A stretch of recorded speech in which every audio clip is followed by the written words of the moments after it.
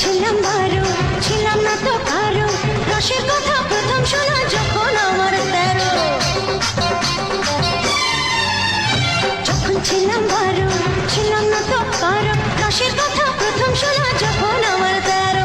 ভোমরা কেন মধুলটি, ভোমরা কেন মধুলটি, ভোমরা কেন মধুলটি, এখন জেনে গেছি হয় আমি 16 পেরিয়ে গেছি বাবু গো, 16 পেরিয়ে গেছি আমি, 16 পেরিয়ে গেছি বাবু গো, 16 পেরিয়ে গেছি।